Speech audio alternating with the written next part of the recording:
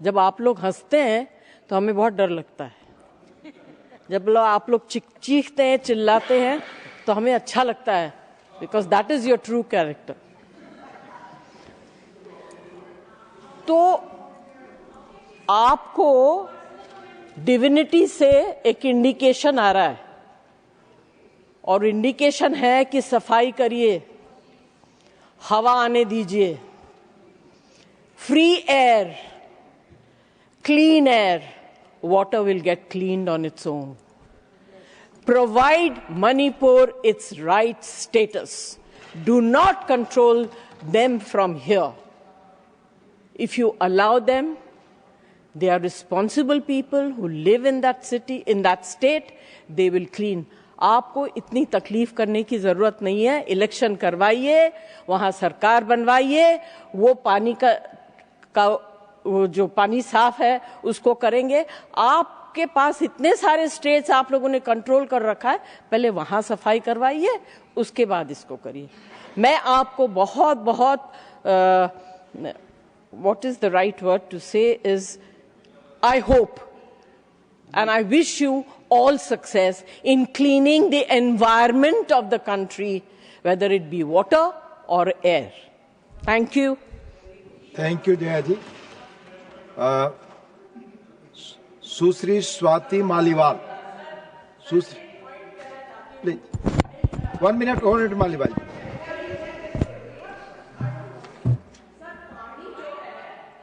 Business.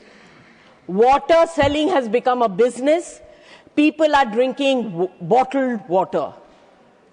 And I'm very scared कि मणिपुर को ये बता के कि यहाँ का पानी बहुत पोल्यूटेड है, कोई मार्केटिंग स्ट्रैटेजी अलग होगी, कोई कंपनी इनकी फेवरेट होगी जो वहाँ पानी बॉटल्ड पानी वहाँ बेचेंगे। सर, दिल्ली वाले जहाँ एक तरफ दुनिया की सबसे जहरीली हवा में सांस लेने के लिए मजबूर हैं, वहीं दिल्ली की लाइफलाइन यमुना नदी आज जहर पी पी कर बह रही है।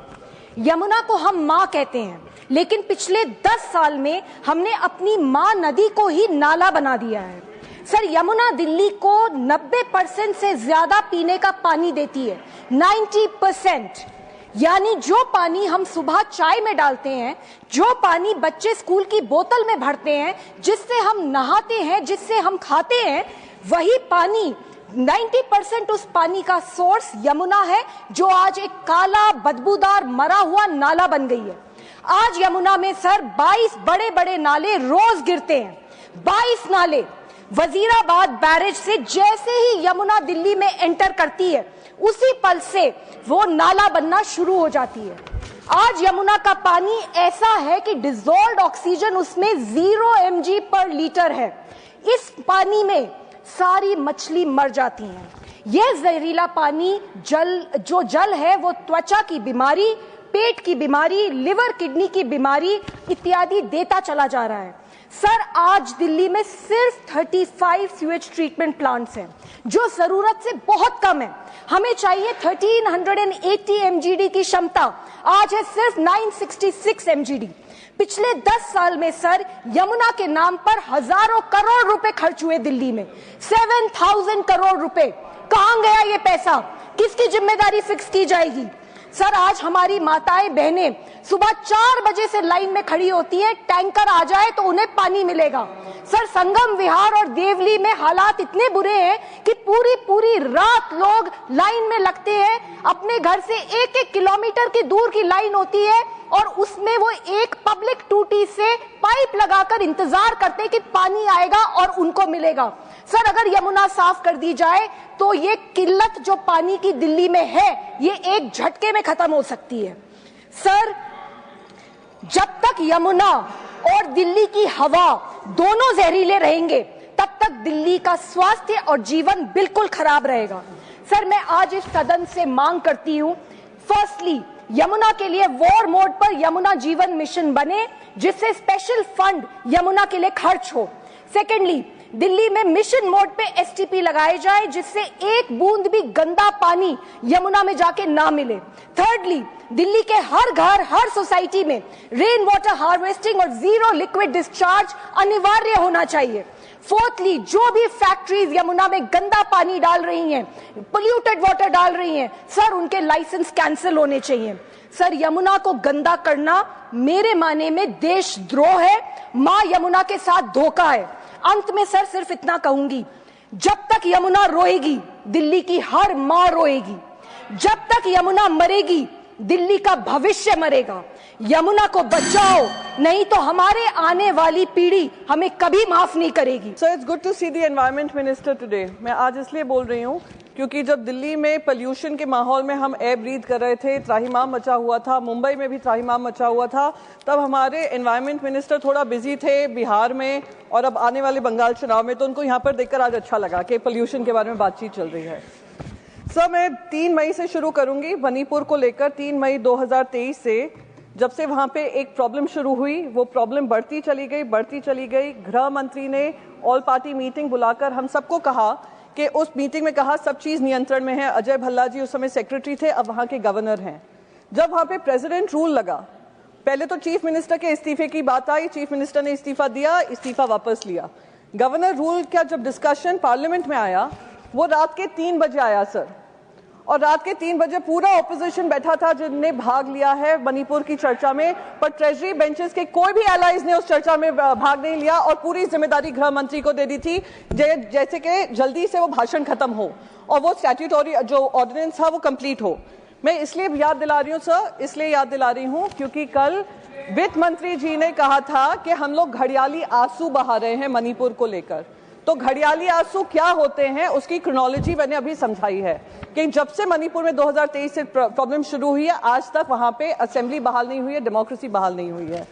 बात रही पोल्यूशन की, पोल्यूशन को लेकर सर पूरे ही देश में ये आतंक मचा हुआ है पोल्यूशन का, चाहे वो एयर पोल्यूशन हो, चाहे वो वाटर पोल्यूशन हो।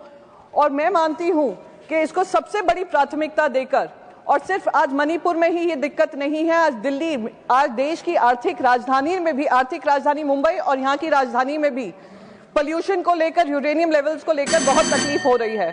Sir, India is divinely blessed in every way, geographically, environmentally, as far as weather is concerned, natural resources are concerned. India is blessed, divinely blessed. Sir, but there are 2 curses, and those 2 curses are man-made curses. One is poor civic sense and one is corruption, sir. As far as civic sense is concerned, everywhere sir chalta hai attitude. Sewage नाली में डाल दो, नाले में डाल दो, चलता है। कूड़ा रास्ता पर फेंक दो, चलता है। सड़क पर थूक दो, चलता है। अधिकारी की मुट्ठी गर्म कर देंगे। सर ये मातृभूमि है हमारी, सर 1 मिनट दीजिए, ये मातृभूमि है हमारी, इसको माँ कहते हैं हम। क्या अपनी माँ के साथ ऐसा व्यवहार कर सकते हैं हम सर? वंदे मातरम कहने को कहा जाता है, हम कहते हैं वंदे मातरम, लेकिन जीना भी चाहिए वंदे मातरम सर। और इस तरह से अगर हम अपने देश का हाल करेंगे तो ये ठीक नहीं है और इसके लिए एनफोर्समेंट ज़रूरी है। सर एक लास्ट मुद्दा बोलती हूँ कि पोल्यूशन, ये जो बोर्ड्स है सर आपके पोल्यूशन कंट्रोल बोर्ड्स, सबसे पोल्यूटेड है ऐसा लोग कहते हैं। इनसे पोल्यूटेड कुछ नहीं है, क्योंकि भ्रष्टाचार को हम केवल मर्यादित दृष्टि से नहीं देख सकते हैं सर, भ्रष्टाचार नियतों पर होता है। और सर जहाँ इतना भ्रष्टाचार रहेगा वहाँ पर हम ये क्लाइमेट क्राइसिस से कैसा डील करेंगे? सर कल सदन में फाइनेंस मिनिस्टर बोले, भाषण रखा, opposition was not here protesting, she said that we are shedding crocodile tears.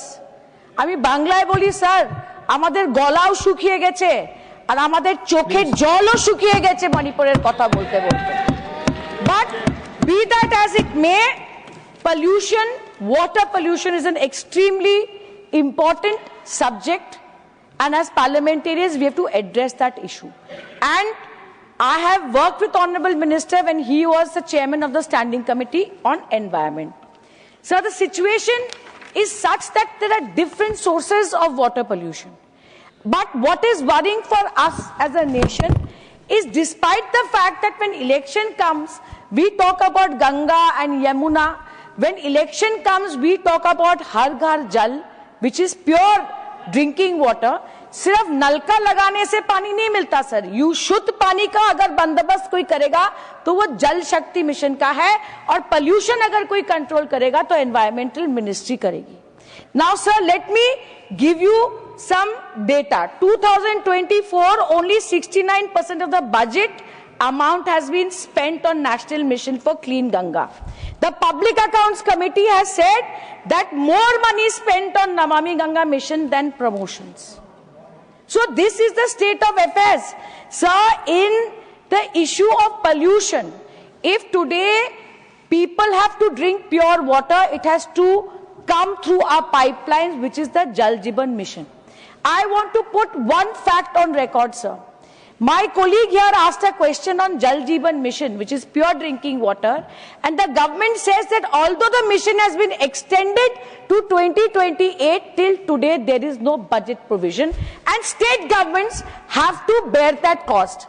I want to ask this government a simple question, that it is in the interim budget before Lok Sabha that the finance minister stood and said that the allocation is 70,000 crores.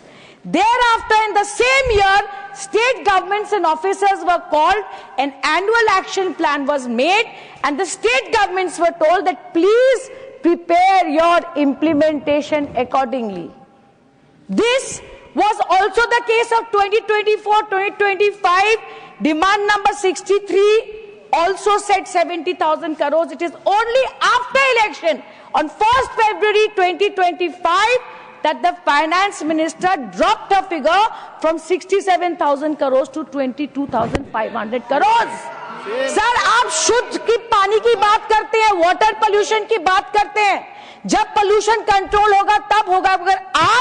अगर शुद्ध पानी बंगाल, असम, राजस्थान को देना है, ये जो जल शक्ति मिनिस्ट्री है, ये भारत सरकार की सबसे कमजोर और खोखली मिनिस्ट्री है। आज जल जीवन मिशन में जो पेमेंट नहीं हुआ है सर, जो पेमेंट नहीं हो रहा है, whether it is Assam or Bengal, in Assam it is more than 7,000 crores, in Bengal it's 2,500 crores, and the entire burden has been left to the state governments. And to my mind, the way the budget represented the situation to state governments, it is nothing less than financial fraud by the government of India on the state governments. These dues must be released, sir. These dues must be released. Sir, एक नदी है, Barack नदी, वो मणिपुर से, मिजोरम से आते हुए sir Assam को आती है। I am born, brought up and a voter of Assam, so that river comes into Assam. आप ये बुल मणिपुर की नदियों के लिए लाए और वाटर बॉडीज के लिए लाए। सर, एक कहानी मैं बोलना चाहती हूँ। 15 नवंबर 2024 यही नदी जो मणिपुर, मिजोरम से आते हुए आसाम आती है, you are talking about water pollution sir, वहां से शव आ रहे थे, dead bodies were coming from Manipur into Assam on that river because of the kind of militancy that has happened. I find it shocking, sir. It's a travesty of justice that in a state where there is no election till date, in a state where people are still living in relief camps and internally displaced people are protesting outside Raj Bhavan, we are making a mockery of it by bringing a Water Pollution Act, the 2024 amendment, and saying we are helping Manipur. No sir, this is not the way to help Manipur. If you want to help Manipur, then you must immediately hold elections democratically. If you truly believe in federalism, then our heads should hang in shame come to the subject. That we have to invoke 252 clause 1 in the upper house of the parliament rather than leave it to the assembly. This is a murder of cooperative federalism, sir. And I am telling you, Bhupendra Yadav ji, आप तो अब बंगाल में अतिथि है। बंगाल का बकाया छोड़िए, वहां आपका कुछ नहीं होगा।